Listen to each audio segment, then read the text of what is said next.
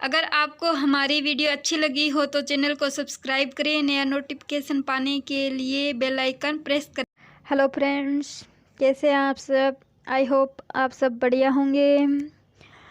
आज से मैं पर्यावरण की क्वेश्चन सीरीज स्टार्ट करने वाली हूं, जो आपको सभी टेस्ट में हेल्प करेगी।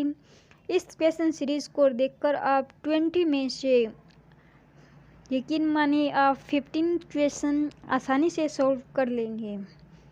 ये आपको किसी भी एग्ज़ाम को करेक्ट करने में हेल्प करेगी। सो चलिए गाइज, हम आज की सीरीज स्टार्ट करते हैं। पहला क्वेश्चन है हमारा, किस सरकार ने मोदी सरकार अभियान लॉन्च किया है? क्वेश्चन ध्यान से देखिए। मोदी सरकार अभियान है जो किस सरकार ने लॉन्च किया है? तो पहला हमारा ऑप्शन है पश्चिम बंगाल, बी ऑप्शन है त्रिपुरा, सी ऑप्शन है नागालैंड और डी ऑप्शन है हमारा उड़ीसा। तो इसका आंसर जिसको पता है वो कमेंट बॉक्स में ज़रूर लिखिएगा, ताकि बाद में उसको देख सकें कि आपके 20 में से कितने आंसर सही होते हैं।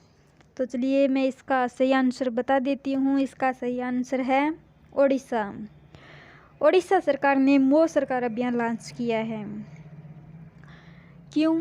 ओडिशा के मुख्यमंत्री नवीन पटनायक ने गांधी जयंती के अवसर पर मोदी सरकार अभियान लॉन्च किया। तो उड़ीसा के मुख्यमंत्री कौन है? नवीन पटनायक। और उन्होंने किस अवसर पर इस अभियान को लॉन्च किया है? तो गांधी जयंती के अवसर पर इस अभियान को लॉन्च किया। और इस अभियान के तहत लोगों को उत्तम सरकारी सेवा दी जाएगी और सरकारी दफ्तरों में काम करवाने के लिए आने वाले लोगों से फीडबैक ली जाएगी कि अधिकारी कैसे काम कर रहे हैं, और इसी फीडबैक के आधार पर सरकारी कर्मचारियों को रैंकिंग दी जाएगी। सो गाइज, आप समझ गए होंगे। नेक्स्ट क्वेश्चन हम देख लेते हैं। सेकेंड क्वेश्चन है हमारा, निम्नलिखित बहुपक्षीय सम्मेलन में से कौन सा स्थायी कार्बनिक प्रदूषक से मानव स्वास्थ्य और पर्यावरण की रक्षा के लिए है? क्वेश्चन को ध्यान से देखना। निम्नलिखित बहुपक्षीय सम्मेलन में से, मतलब नीचे जो सम्मेलन दिए गए हैं उनमें से कौन सा स्थायी कार्बनिक प्रदूषक से मानव स्वास्थ्य और पर्यावरण की रक्षा करने के लिए है? तो हम ऑप्शन देख लेते हैं। पहला ऑप्शन है हमारा बोन सम्मेलन, सेकंड ऑप्शन है स्टॉकहोम सम्मेलन, सी ऑप्शन है रोटरडैम सम्मेलन और डी ऑप्शन है बेसल सम्मेलन। तो इसका सही आंसर क्या हो सकता है? चलिए मैं आपको बता देती हूँ। इसका सही आंसर है बी। बी कैसे है? स्टॉकहोम सम्मेलन है, ये स्थायी कार्बनिक प्रदूषक से मानव स्वास्थ्य और पर्यावरण की रक्षा करने के लिए है। ये सम्मेलन बनाया इसी के लिए है ताकि मानव स्वास्थ्य और पर्यावरण की रक्षा की जा सके। तो चलिए गाइस, हम अगला क्वेश्चन देख लेते हैं हमारा आज का। नेक्स्ट क्वेश्चन है, मॉन्ट्रिक्स रिकॉर्ड किसका रजिस्टर है? जो मॉन्ट्रिक्स रिकॉर्ड है वो किसका रजिस्टर है? तो ऑप्शन ध्यान से देखिए। पहला ऑप्शन है हमारा खतरे में स्थित विदेशी प्रजातियां, मतलब जो प्रजातियां कम रह गई है, खतरे के स्थान पर आ गई है। बी ऑप्शन है खतरे में स्थित वन्य प्रजातियां। सी ऑप्शन है हमारा मानव जनित गतिविधियों के तहत खतरे में जलीय स्थान। और डी ऑप्शन है इनमें से कोई नहीं। तो आपका आंसर कमेंट बॉक्स में ज़रूर लिखिएगा ताकि हम देख सकें इसका सही आंसर क्या हो सकता है। तो चलिए मैं इसका सही आंसर आपको बता देती हूँ। इसका सही आंसर है सी। सी सही आंसर कैसे हो सकता है?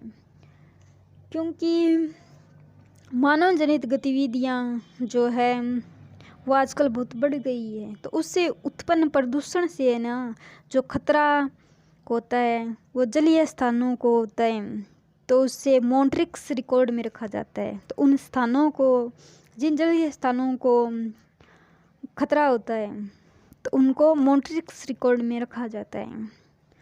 जैसे कारखानों से जो अपशिष्ट पदार्थ निकलते हैं वो नदियों में सीधे ही चले जाते हैं और उसके पानी को गंदा कर देते हैं, तो उससे वो साफ सुथरे को प्रदूषण युक्त बना देते हैं।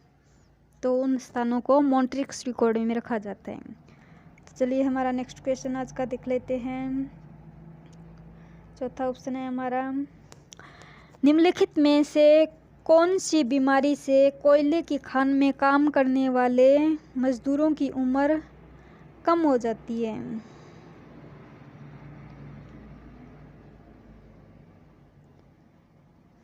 क्यों हो जाती है?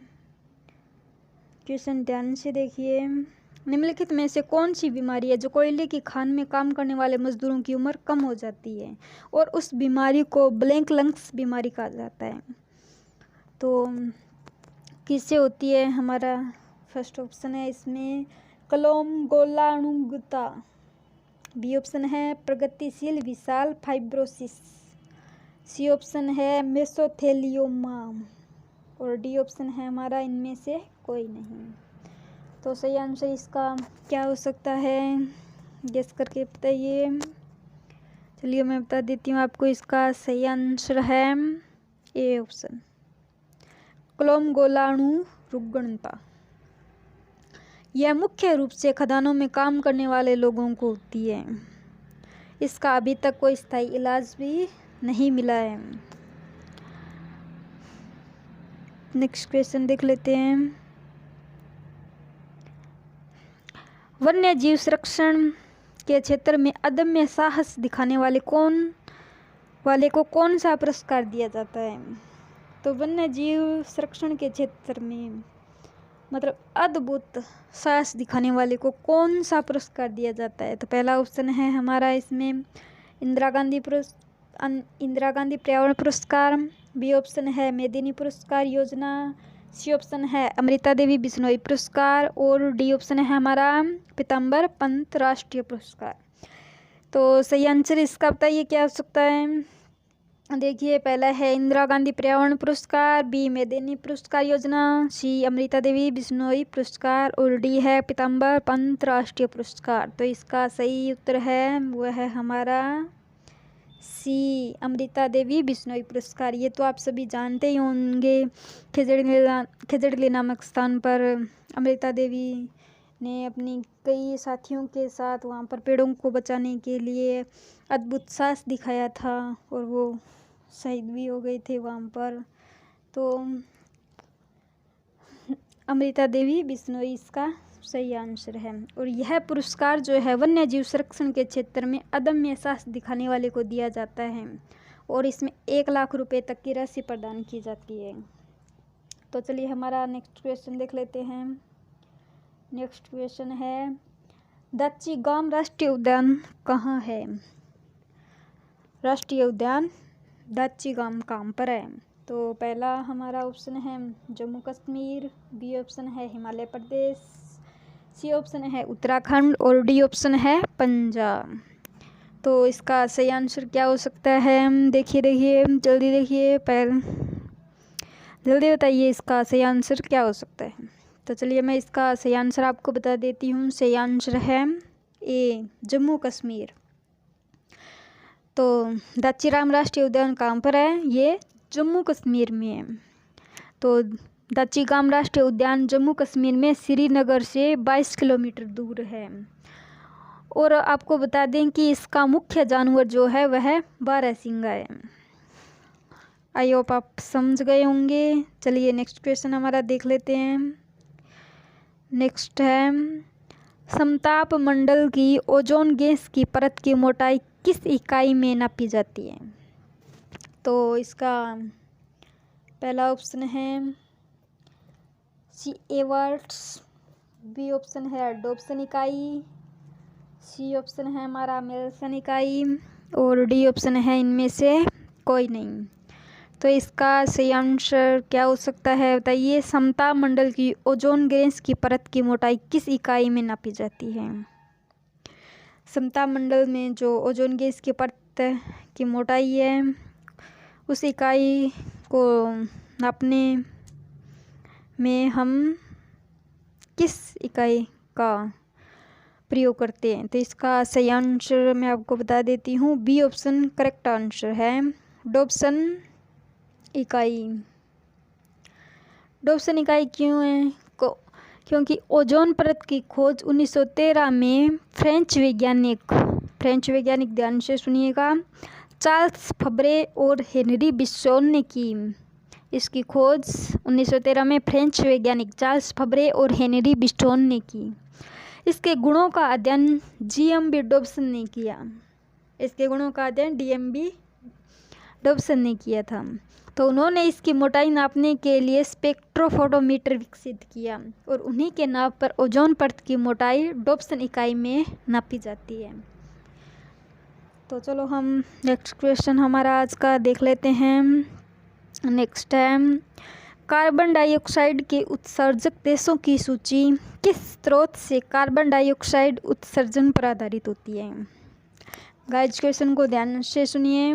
कार्बन डाइऑक्साइड के उत्सर्जक देशों की सूची जो है वो किस स्रोत से कार्बन डाइऑक्साइड उत्सर्जन पर आधारित होती है। तो हमारा पहला ऑप्शन है इसमें जीवाश्म ईंधन का जलना, बी ऑप्शन है सीमेंट उद्योग, सी ऑप्शन है उपयुक्त दोनों, डी ऑप्शन है हमारा इनमें से कोई नहीं। तो करेक्ट आंसर इसका क्या हो सकता है, देखिए और सोचिए, अपने दिमाग की बत्ती को जलाइए, क्या हो सकता है इसका सही आंसर। चलिए मैं आपको बता देती हूँ, सही आंसर है इसका सी उपयुक्त दोनों। क्योंकि कार्बन डाइऑक्साइड उत्सर्जक देशों की सूची जीवाश्म ईंधन जलने और सीमेंट उद्योग से उत्सर्जित कार्बन डाइऑक्साइड पर आधारित होती है। तो इसका ये दोनों ऑप्शन करेक्ट हो जाएगा। चलिए नेक्स्ट क्वेश्चन देख लेते हैं। नेक्स्ट क्वेश्चन है हमारा, विश्व में सबसे ज़्यादा पाई जाने वाली ग्रीन गैस है। तो विश्व में सबसे ज़्यादा पाई जाने वाली ग्रीन हाउस गैस कौन सी है, आप सभी को पता ही होगा। तो चलिए जल्दी से कमेंट बॉक्स में लिखिए कि ग्रीन हाउस गैस कौन सी है जो विश्व में उसकी सबसे ज़्यादा मात्रा पाई जाती है। तो पहला ऑप्शन है हमारा कार्बन डाइऑक्साइड, बी ऑप्शन है जलवाष्प, सी ऑप्शन है सल्फर डाइऑक्साइड और डी ऑप्शन है ओजोन। तो करेक्ट आंसर कौन सा हो सकता है इसका, सभी को पता ही होगा, कमेंट में जल्दी से जल्दी लिखिए। चलो देख लेते हैं, इसका सही ऑप्शन है बी जलवाष्प। तो सबसे ज़्यादा पाई जाने वाली ग्रीन हाउस गैस कौन सी है, जलवाष्प ही है। यह साफ आसमान में 36 से 66 और बादलों वाले आकाश में 66 से 86% तक ग्रीन हाउस प्रभाव उत्पन्न करती है। जलवाष्प जो होती है वो साफ आसमान में तो 36 से 66% और बादलों वाले आकाश में 66 से 86% ग्रीन हाउस प्रभाव उत्पन्न करती है। तो चलिए नेक्स्ट क्वेश्चन देख लेते हैं हमारा आज का। नेक्स्ट है, कार्टाजेना प्रोटोकॉल किसके सुरक्षित उपयोग, स्थानांतरण और हैंडलिंग के बारे में है। ये जो कार्टाजेना प्रोटोकॉल है वो किसके लिए, मतलब किसके सुरक्षित उपयोग, स्थानांतरण और हैंडलिंग के बारे में है। तो हमारा पहला ऑप्शन है नाभिकीय कचरा, बी ऑप्शन है आक्रामक विदेशी प्रजातियां, सी ऑप्शन है हमारा संशोधित जीवित जीव अल-अमो। आपको पता है अल-अमो का फुल फॉर्म क्या होती है, L means living, M means modified और ओ मीन्स ऑर्गेनिज्म। तो संशोधित जीव, डी ऑप्शन है इनमें से कोई नहीं। तो इसका सही आंसर क्या हो सकता है, जल्दी से जल्दी लिख भेजिए, इसका सही आंसर क्या है। चलिए मैं आपको बता देती हूँ, इसका सही आंसर है सी संशोधित जीवित जीव। कार्टाजेना प्रोटोकॉल है वो 29 जनवरी 2000 को हस्ताक्षरित हुआ था। कब हुआ था, 29 जनवरी 2000 को हस्ताक्षरित हुआ। कौन सा प्रोटोकॉल, कार्टाजेना प्रोटोकॉल। और 11 सितंबर 2003 से लागू हुआ। मीन्स ये 29 जनवरी 2000 को तो हस्ताक्षरित हुआ और 11 सितंबर 2003 को ये लागू हो गया। यह अल-अमो के सुरक्षित उपयोग, स्थानांतरण और हैंडलिंग के बारे में। तो गाइस आप सब समझ गए होंगे। नेक्स्ट क्वेश्चन देख लेते हैं आज का। नेक्स्ट है हमारा, रेड डेटा बुक किन खतरे में स्थित प्राणियों की लिस्ट है। रेड डाटा बुक जो है उसमें किन प्राणियों को रखा जाता है। पहला है जानवर, सेकंड है पेड़ और तीसरा है फुंगी। तो इसके ऑप्शन देख लेते हैं। केवल एक और दो, और सी ऑप्शन है हमारा केवल दो, डी ऑप्शन है ये तीनों। तो इसका सही आंसर क्या हो सकता है? देखिए, जो रेड डाटा बुक है किन खतरे में स्थित प्राणियों की लिस्ट है, उसमें रेड डाटा बुक में किन किन प्राणियों जीवों को रखा जाता है जो खतरे में होते हैं, जिनकी संख्या कम रह गई होती है। तो जानवरों को रखा जाता है, या पेड़ को रखा जाता है, या फुंगी को रखा जाता है।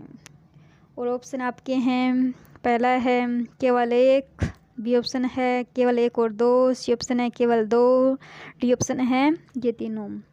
तो इसका सही आंसर है डी, ये तीनों। इन तीनों को ही रेड डाटा बुक में रखा जाता है।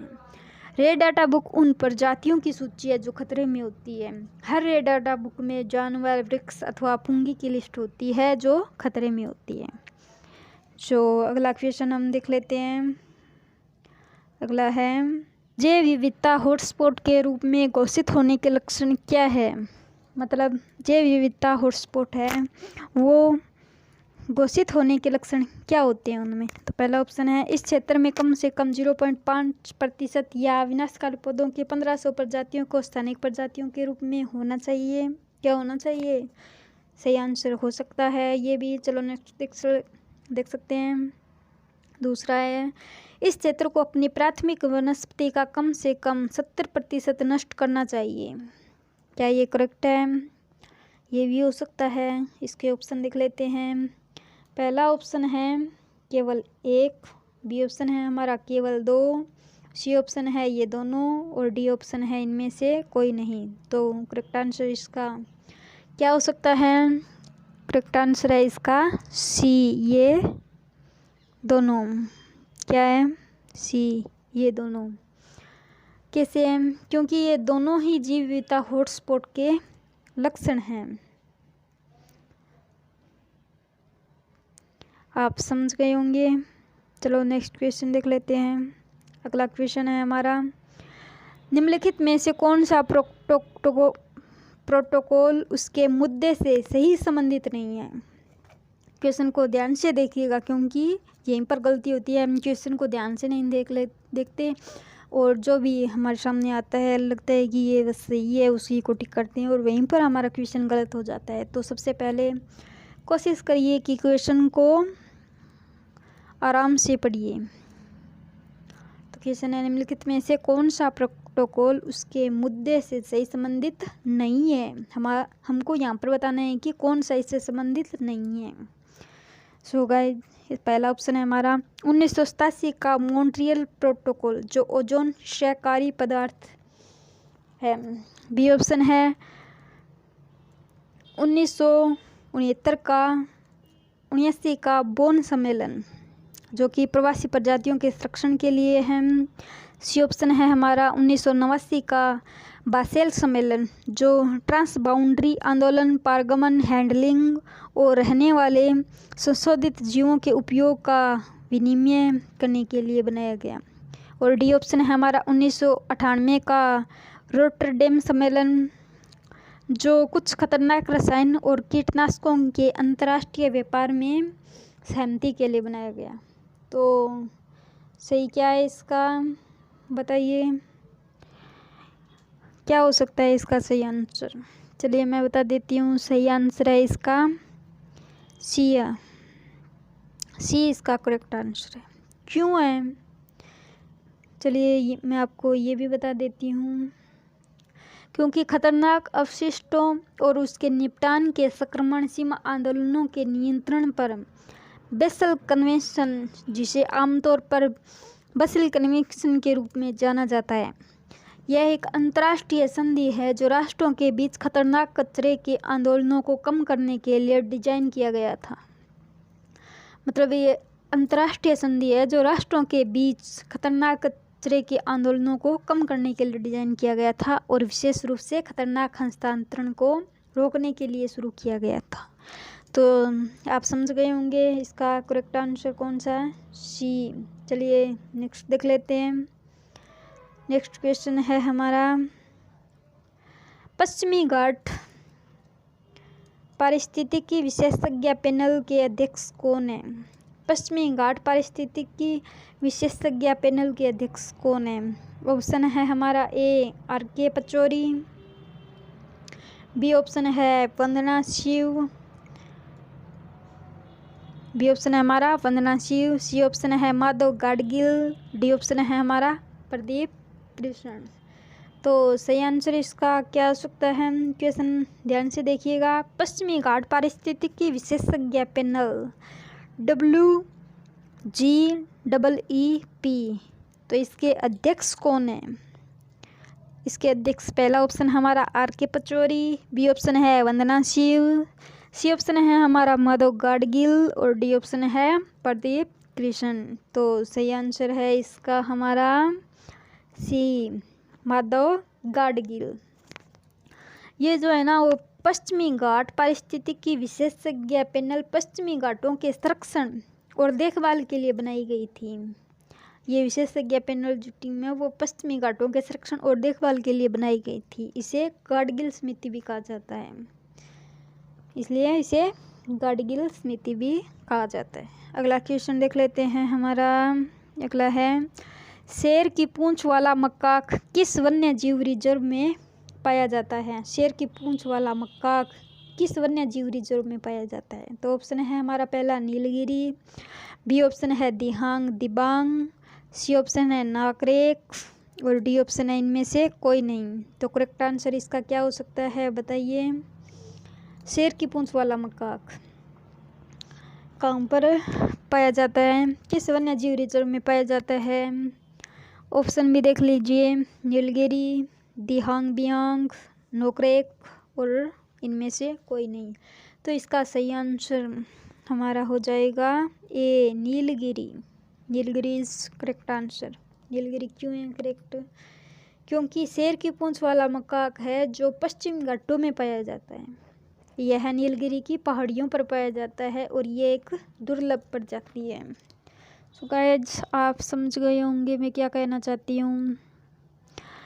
अगर आपको ये क्लास अच्छी लग रही है तो कमेंट ज़रूर करिएगा और हाँ चैनल को सब्सक्राइब करना मत भूलिएगा, बेल आइकन भी प्रेस कर दीजिएगा और इस वीडियो को हो सके उतना ज़्यादा से ज़्यादा शेयर कीजिएगा।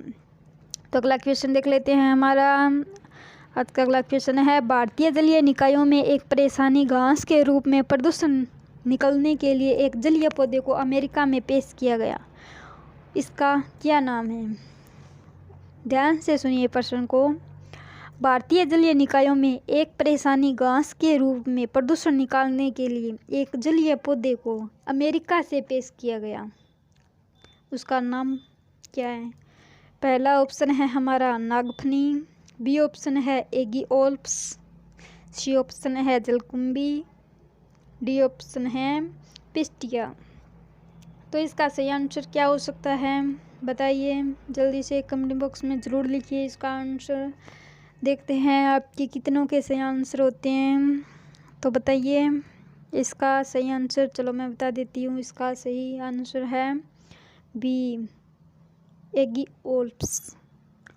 ये जलकुंभी दक्षिण अमेरिका का एक पौधा है।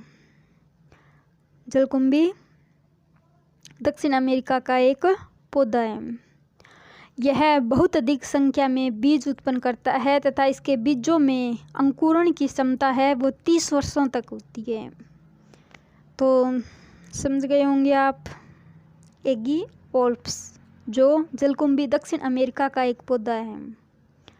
यह बहुत अधिक संख्या में बीज उत्पन्न करता है तथा इसके बीजों में अंकुरण की क्षमता जो है वो 30 वर्षों तक होती है। तो चलिए नेक्स्ट क्वेश्चन देख लेते हैं हमारा। नेक्स्ट है, नाइट्रोजन चक्र में मिट्टी नाइट्रेस को मुक्त नाइट्रोजन में किसके द्वारा बदल दिया जाता है? नाइट्रोजन का जो चक्कर होता है उसमें मिट्टी नाइट्रेस को मुक्त नाइट्रोजन में किसके द्वारा बदला जाता है? तो ऑप्शन देख लीजिए। पहला ऑप्शन है नाइट्रीफाइंग बैक्टीरिया, बी ऑप्शन है हमारा डिनाइट्रीफाइंग बैक्टीरिया, सी ऑप्शन है एनोमीफाइंग बैक्टीरिया और डी ऑप्शन है इनमें से कोई नहीं। तो करेक्ट आंसर इसका क्या हो सकता है, डिसाइड करिए जल्दी से। ए हो सकता है, बी हो सकता है, सी हो सकता है या डी हो सकता है। तो चलिए मैं इसका आंसर आपको बता देती हूँ। इसका करेक्ट आंसर है बी, डिनाइट्रीफाइंग बैक्टीरिया। नाइट्रोजन चक्र में मिट्टी नाइट्रेस को मुक्त नाइट्रोजन में डिनाइट्रीफाइंग बैक्टीरिया के द्वारा बदल दिया जाता है। किस बैक्टीरिया के द्वारा, डिनाइट्रीफाइंग बैक्टीरिया के द्वारा। और किस चक्कर में, नाइट्रोजन चक्कर में। मिट्टी को नाइट्रेस को मुक्त नाइट्रोजन में डिनाइट्रीफाइंग बैक्टीरिया के द्वारा बदल दिया जाता है। तो चलिए हम नेक्स्ट क्वेश्चन देख लेते हैं। नेक्स्ट क्वेश्चन है हमारा, सल्फर डाइऑक्साइड के प्रदूषण का जैविक सूचक है। कौन है जैविक सूचक सल्फर डाइऑक्साइड के प्रदूषण का जैविक सूचक? पहला ऑप्शन देख लेते हैं, काई, बी ऑप्शन है हमारा धुआं, सी ऑप्शन है ब्रोफाइटा और डी ऑप्शन है इनमें से कोई नहीं। तो सही आंसर इसका क्या हो सकता है, देखिए जल्दी से क्या हो सकता है इसका सही आंसर। चलिए मैं आपको बता देती हूँ, सही आंसर है इसका ए, काई। काई is the correct answer. Next question देख लेते हैं। अगला है, पानी के फरन अजोला और साइनोबैक्टीरियम अन्नाबेना के बीच संबंध है। किस तरह का संबंध है इनके बीच?